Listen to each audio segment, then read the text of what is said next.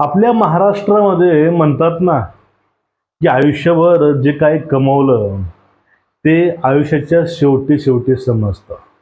जे पुण्य असो किंवा पाप असो. आता शरद पवार साहेबाचं नेमकं आता चाललंय काय, झालंय काय?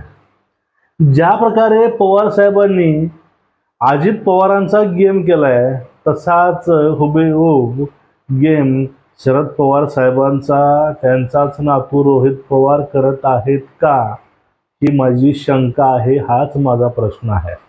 आपल्याला याच विषयावर आज चर्चा करायची आहे आणि प्रत्येक गोष्टीचा अर्थ समजून घ्यायचा आहे. मित्रांनो, व्हिडिओ सुरू करण्यापूर्वी सर्वांना एक आग्रहाची आणि कळकळीची विनंती आहे. आपल्या चॅनलला सबस्क्राईब करून ठेवून बेल आयकॉन दाबा. कुठले तुम्हाला पैसे वगैरे चार्ज लागत नाही. उलट त्यातनं माझं मोटिवेशन वाढेल आणि एक अजून स्फूर्ती मिळेल अजून झपाट्याने काम करण्यासाठी. आणि आपल्या देशाच्या विरोधामध्ये जे काही शक्य आहे त्यांच्या विरोधामध्ये आवाज उठवण्यासाठी आणि राष्ट्रप्रेम, राष्ट्रप्रथम आणि हिंदुत्व परखडपणे मांडण्यासाठी तुमची आज मला गरज आहे, तुमच्या सपोर्टची. त्या चॅनलला सबस्क्राईब करून खाली जय हिंद, वंदे मातरम किंवा जय महाराष्ट्र किंवा जय श्रीराम किंवा रामकृष्ण हरी असे कमेंट करायला विसरू नका. आता वळूया आपल्या महत्त्वाच्या मुद्द्याकडे. मित्रांनो, रामकृष्ण हरी. बघा, दादाची बदनामी करणं हे एक षडयंत्र होतं आणि ते षडयंत्र दादाच्या अपघातापूर्वी काही दिवसा अगोदरच दादांनी स्पष्ट केलेलं होतं की जवळच्याच माणसानं कसं केसानं गळा कापलाय. केसानं गळा कापणारे कोण आहेत? दातही आपलेच आणि होतही आपलेच आहेत. नेमका दोष द्यायचा कुणाला? अहो, विजय पांढरे नावाच्या व्यक्तीनं 70,000 कोटीच्या घोटाळ्याचा आरोप दादावरती केला आणि त्या आरोपाची चौकशी करण्यासाठी त्या फाईलवरती सह्या ही आर आबांनी केल्या किंवा आर पाटलांनी केल्या. म्हणजे गृहमंत्री आर पाटील, तेव्हाचे अर्थमंत्री दादा आणि त्यांच्याच विरोधामध्ये 70,000 कोटींचा घोटाळ्याची जी फाईल आहे ती आबानं हळूच सही करून सरकावली. आता आर पाटलानं सही शरद पवार साहेबांच्या संमतीशिवाय केली असं अजिबात शंका नाही. कारण काकाच्या इशाऱ्याशिवाय, परवानगीशिवाय ही गोष्टच होऊ शकत नाही. ही तेवढंच खरं आहे. कारण काय, काकाचे पुतणे हे अजित पवार आहेत. काकाच्या माघारी राष्ट्रवादीचे प्रमुख ते होणार होते असं ते लोक म्हणतात. मग काकाला माहिती असल्याशिवाय किंवा त्यांच्या मर्जीशिवाय हे कामं होतील असा 1% सुद्धा चान्स नाही.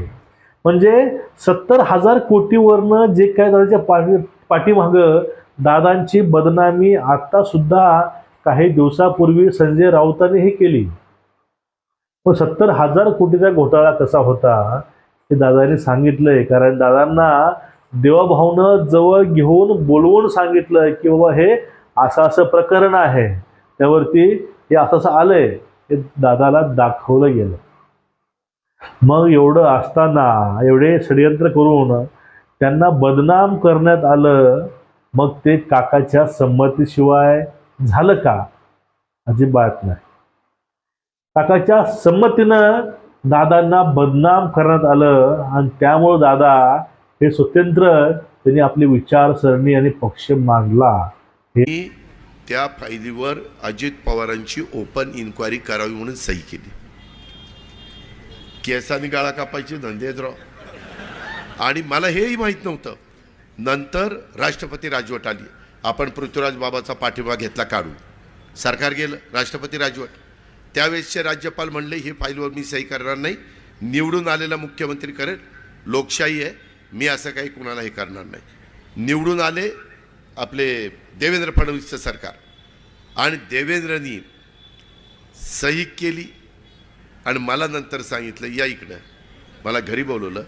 म्हणले हो का, ही सही मुख्यमंत्र्याच्या करता राहिली होती, तुमच्या आबानी तुमची इन्क्वायरी ओपन करण्याच्या करता सही केली की नाही? आणि खरंच त्याची सही होती.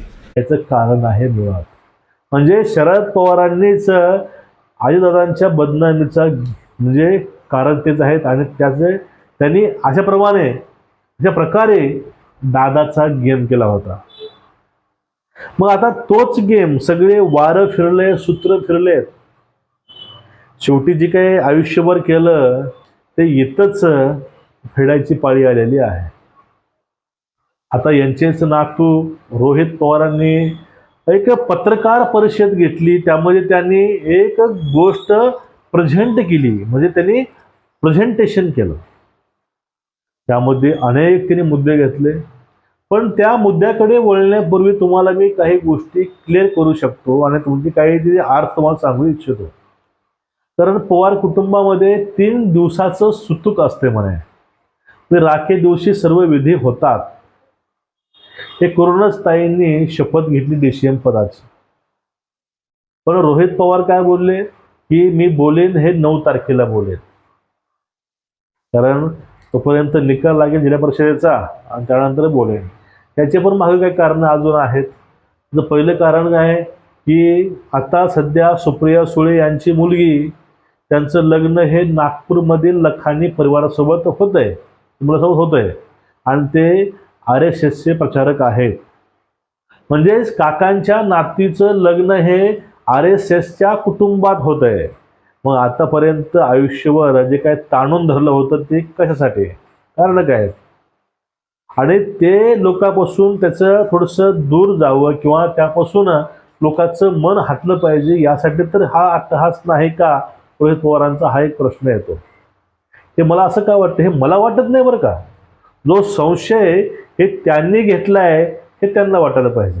कारण काही दिवसापूर्वी ज्यावेळी दादांचा अपघात झाला त्यावेळेस काही मिनिटांमध्ये काकांनी एक बयान दिलं होतं. जे बयान असं होतं की जे काही बातम्या कलकत्त्याहून आल्यात किंवा जे काही आता न्यूज चॅनेल दादाच्या अवधाचं राजकारण करतील, तुम्ही याचं राजकारण करू नका, हे फक्त अपघात आहे, असं स्टेटमेंट हे पवार साहेबांचं होतं. मग त्या स्टेटमेंटला फाट्यावर रोहित पवारांनी मारले का, असा संशय म्हणा किंवा एक प्रश्नचिन्ह उभा राहतं. आजोबाने सांगितले संशय घ्यायचा नाही, हा फक्त अपघात आहे. नातू आहे तर स्टेज शोज करतोय, प्रेझेंट करतोय पूर्ण घटनाक्रम, पण यावरती सगळी काही चौकशी आहे, इन्क्वायरी आहे, ते चालूच आहे. सरकारी प्रयत्न करत आहे आणि यातून जे काय आहे ते समोर येऊ, हे पण आमची इच्छा आहे.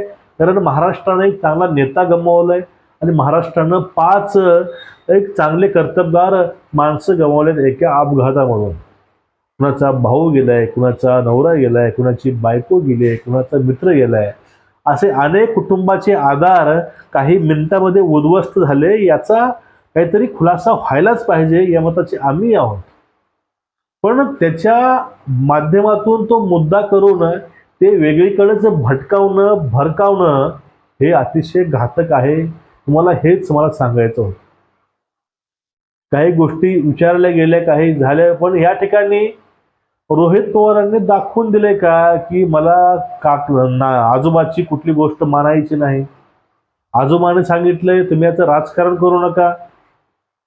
संजय राऊतांना पण झापलं गेलं पाठीमागं त्या माध्यमातून. मग आता तेच गोष्टी हे रोहित पवार भर मंचावरून प्रेस घेऊन करत आहेत. हे नेमकं जाणून बुजून केलेला काकांचा अपमान आहे किंवा जाणून बुजून काकाविषयी आता गेम रचली जात आहे. कारण महाराष्ट्रामध्ये एक मराठीमध्ये खास करून ग्रामीण भागामध्ये एक म्हण आहे की ज्यावेळेस बैल म्हातारा होतो त्यावेळेस त्याला बाजार दाखवला जातो. कारण एखादं आयत खाऊ गोष्ट कुठलीही असेल तर ते त्या कुटुंबावरती ओझं व्हायला लागतं. किंवा उत्तर वयामध्ये घरातल्या म्हाताऱ्यांचं कुणी घरातील कर्तबगार किंवा तरुण लोक ऐकतच नाहीत. हे जनरली होते चौकडेच, प्रत्येक घरामधली ही गोष्ट आहे. अशी तर ही गोष्ट नाही का पवार कुटुंबातील किंवा पवार घराण्यातील आजोबांनी सांगितले पण ते नातवाला ऐकायचं नाही. नातवानं सांगितलं की आतापर्यंत दुःखामध्ये होतो. नेमकं हे दुःख कुठलं मनात होते, कारण कुठले विधी होते, काय होते. कारण पवार कुटुंब हे पूर्णपणे पुरोगामित्ववादी आहे. पवार साहेब नास्तिक आहेत. हे सगळे असं असताना मग हे कुठलं पंचांग, कुठले काही धार्मिक विधी हे लोक पाळतात का. कारण त्यांच्याच मंचावरून बोललं जातं, घरामध्ये कोणीतरी तो अर्धनग्न पुरुष हिंडत होतो. म्हणजे हे स्वामीविषयी प्रश्न विचारतात, रामाविषयी प्रश्न विचारतात. हेच लोक धार्मिक कारण सांगून, आध्यात्मिक कारण सांगून ते म्हणतात की आम्ही हे असं काहीही नाही. या ठिकाणी रोहित पवारांच्या सर्व जे शंका होत्या त्या सगळ्या शंकावरती एक आता आमची शंका नवीन आली आहे.